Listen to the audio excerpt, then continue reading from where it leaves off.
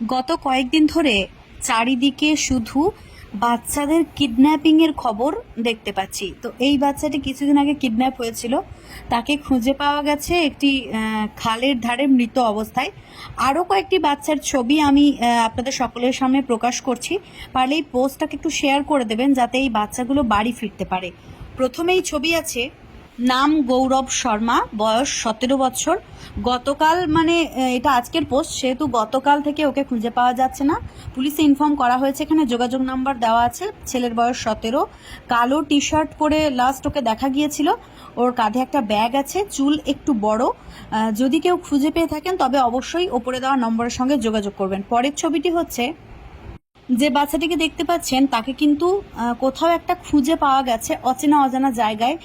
যাকে ওই বাচ্চাটি পেয়েছেন যারা, তারা কিন্তু বাচ্চাটিকে চেনে না, তো ওই জন্য ফেসবুকে পোস্ট দিয়েছে। তো আপনারা যদি বাচ্চাটিকে কেউ চিনে থাকেন তবে তাদের বাবা মাকে একটু খবর পাঠান, এবং যোগাযোগ নাম্বার দেওয়া আছে, অবশ্যইভাবে শেয়ার করে যোগাযোগ নাম্বারে ফোন করে বাচ্চাটিকে বাড়ি ফেরার ব্যবস্থা করে দিন। দেখুন, সোশ্যাল মিডিয়া এমন একটি প্ল্যাটফর্ম যেখান থেকে আমরা চাইলেই অনেক কিছু করতে পারি।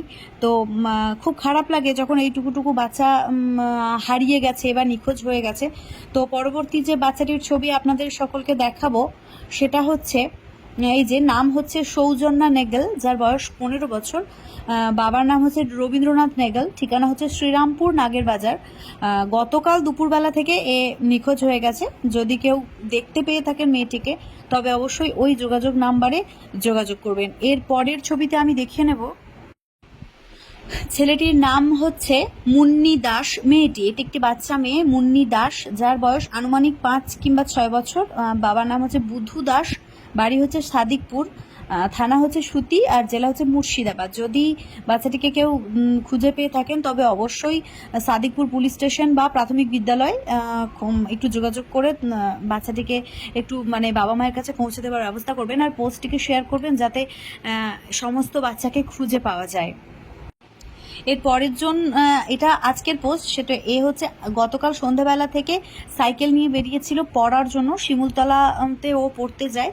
আর এই সময় ও রোজ বাড়ি থেকে বের হয়, কিন্তু গতকাল থেকে আর ফেরেনি। যদি আপনারা কেউ ওই বাচ্চাটিকে দেখে থাকেন তবে অবশ্যই যোগাযোগ নাম্বারে একটু যোগাযোগ করে নেবেন, এখানে নাম্বার দেওয়া আছে। আর পোস্টটিকে শেয়ার করে দেবেন যাতে, আমি তো সকল বাচ্চাকে চিনি না, এরা কেউ আমার এলাকার নয়, এই কারণের জন্য ফেসবুকে এই পোস্টটা করা, যাতে কেউ না কেউ বাচ্চাদেরকে চিনতে পারে এবং যাই হোক করে যোগাযোগ করার চেষ্টা করে। এটাও গতকাল থেকে নিখোঁজ। এই ছেলেটির নাম হচ্ছে জয়ন্তদীপ রজক, আর বাবার নাম চণ্ডীচরণ রজক। বাচ্চাটির বয়স হচ্ছে 5 বছর, বাড়ি হচ্ছে কালনার কালীতলাতে। বাচ্চাটিকে যদি কেউ দেখে থাকেন তবে অবশ্যইভাবে ওই নাম্বারে যোগাযোগ করবেন, আমি শেয়ার করে দিয়েছি।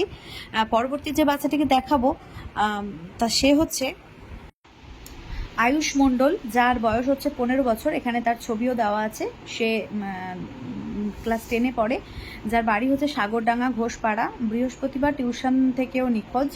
ওর পরনে ছিল নীল রঙের গেঞ্জি, নীল রঙের জিন্স আর সবুজ গোলগলা গেঞ্জি।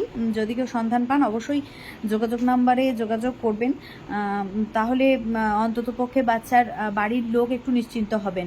আর এই যে বাচ্চাগুলোর ছবি আমি দেখাচ্ছি তাদের মধ্যে যদি কেউ বাড়ি ফিরে থাকে বা তাদেরকে পেয়ে গিয়ে থাকেন তাহলেও একটু কমেন্ট বক্সে জানাবেন, যাতে আমাদের একটু জানতে সুবিধা হয় যে বাচ্চারা ফিরেছে। এই যে পরের যে বোনটিকে আমি দেখাবো, এই বোনটির নাম হচ্ছে তিশা, যে 10ম শ্রেণীর ছাত্রী, কামারপাড়া শ্রী বর্দির বাসিন্দা ওনারা, এবং ওখানে যোগাযোগ নাম্বার দেওয়া আছে। আপনারা যদি মেয়েটিকে খুঁজে পেয়ে থাকেন তবে অবশ্যই যোগাযোগ করবেন। এইভাবে যে বাচ্চা কাচ্চারা বাড়ি থেকে বা বাড়ির বাইরে থেকে নিখোঁজ হয়ে যাচ্ছে, বা কখনো তাদেরকে মৃত অবস্থায় পাওয়া যাচ্ছে, বা কখনো তাদেরকে হয়তো পাওয়াই যাচ্ছে না, বা কিছু কিছু ক্ষেত্রে বাচ্চাদেরকে পাওয়াও যাচ্ছে, এই যে ঘটনাগুলো চারিদিকে ঘটছে খুবই খারাপ লাগছে এবং টেনশনও হচ্ছে। এই বাচ্চাটির বাড়ি হচ্ছে চাঁপাইনবাবগঞ্জ পলিটেকনিক ইনস্টিটিউশনের ইলেকট্রিক্যাল টেকনোলজির 3য় বর্ষের ছাত্র। এই বাচ্চাটির নাম হচ্ছে ইবনে ফজল। সে 1 মাস থেকে নিখোঁজ, তাকে 1 মাস ধরে পাওয়া যাচ্ছে না। যদি কেউ পেয়ে থাকেন তবে অবশ্যই গাল্লাদানো রাজশাহীতে ওনার বাবা আব্দুল করিমের সঙ্গে যোগাযোগ করবেন। এখানে মায়ের নামও দেওয়া আছে, সালমা বেগম, যোগাযোগ নাম্বারও দেওয়া আছে। পরবর্তী বাচ্চাটি হচ্ছে আসলাম মল্লিক, যার বাবার নাম হচ্ছে শহীদুল মল্লিক, যার উত্তর উনসানি হাওড়া বাড়ি। যদি বাচ্চাটিকে কেউ দেখে থাকেন তবে অবশ্যই যোগাযোগ নাম্বারে যোগাযোগ করবেন এবং যাতে ওর বাড়ির লোক ওকে খুঁজে পায় সেই ব্যবস্থা করবেন, তাহলে খুবই ভালো হয়, উপকার হয়। এইভাবে যে সমস্ত বাচ্চারা হারিয়ে যাচ্ছে, মাকে কাঁদিয়ে বাবাকে কাঁদিয়ে চলে যাচ্ছে, বা কেউ তুলে নিয়ে চলে যাচ্ছে, বা কিডন্যাপ হয়ে যাচ্ছে, তাদেরকে অবিলম্বে খুঁজে পাওয়া দরকার। পুলিশ প্রশাসন আরও স্ট্রং হওয়া দরকার। বাড়িতে বসে আমাদের শুধুমাত্র টেনশন করা ছাড়া আর কিছু উপায় নেই, আর শুধুমাত্র এটাই আমরা ফেসবুক পোস্টের মাধ্যমে ছড়িয়ে দিতে পারি। এ বাচ্চাটিকে আগেও দেখালাম, আয়ুষ মণ্ডল, বয়স 15 বছর, সাগরডাঙ্গা, দুর্গাপুর বাড়ি। ওর ছবিটা হচ্ছে এইটা। তো যদি কেউ দেখে থাকেন তবে অবশ্যইভাবে ওনার বাড়ির লোকের সঙ্গে যোগাযোগ করবেন। এখানে যোগাযোগ নম্বরও দেওয়া আছে।